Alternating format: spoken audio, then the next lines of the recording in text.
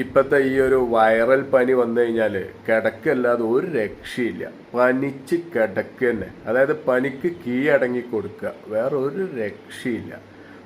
പനീൻ്റെ ആ ഒരു ചൂടൊക്കെ ചിലപ്പോൾ 2-3 ദിവസം കൊണ്ടാണ് മാറും. ഞാനിപ്പോൾ 6-ാം തീയതിയാണ് എനിക്ക് പനിച്ചത്. ഡോക്ടറെ കണ്ടു, ഡോക്ടർ 3 ദിവസത്തിന് മരുന്ന് തന്നു.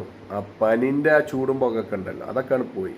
പിന്നെ അങ്ങോട്ട് വേദന തുടങ്ങിയിട്ട്, വേദന എന്ന് പറഞ്ഞാൽ ശരീരത്തിൽ എവിടെയൊക്കെ ജോയിൻ്റ് ഉണ്ടോ, ശരീരത്തിൽ എന്തൊക്കെ ഉണ്ടോ അതൊക്കെ വേദന. അതിൻ്റെ ഇടയിൽ കൂടെ ഒരു ചുമയും വരാണ്ട്.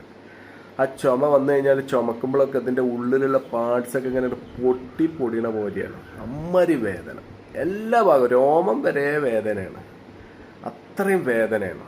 അപ്പോൾ പനി വന്നാൽ ഈ 2-3 ദിവസത്തെ മരുന്നുകൊണ്ട് പനിയാണ് മാറിയാൽ എണീറ്റ് ഓടാൻ നിൽക്കണ്ട, നല്ല റെസ്റ്റ് കൊടുക്കുക. അപ്പം ഈ ഒരു സീസണിൽ പനിച്ചോലൊക്കെ പറയണത് തന്നെയാണ്, പനി വേണം മാറുന്നുണ്ട്, പക്ഷെ വേദനയും വരുത്തും വിടണില്ല.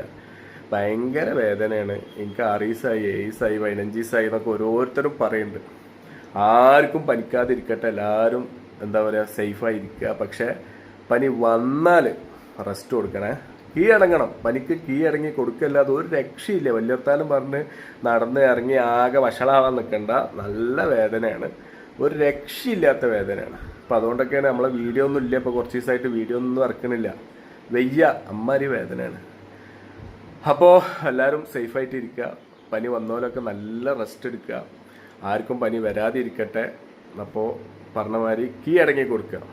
ഒരു 4 ദിവസം പനിക്കാണ്ട് കീഴടങ്ങി കൊടുത്താൽ. അപ്പോൾ ആയിക്കോട്ടെ, എല്ലാവർക്കും സുഖം പ്രാപിക്കട്ടെ, ആർക്കും പനി വരാതിരിക്കട്ടെ.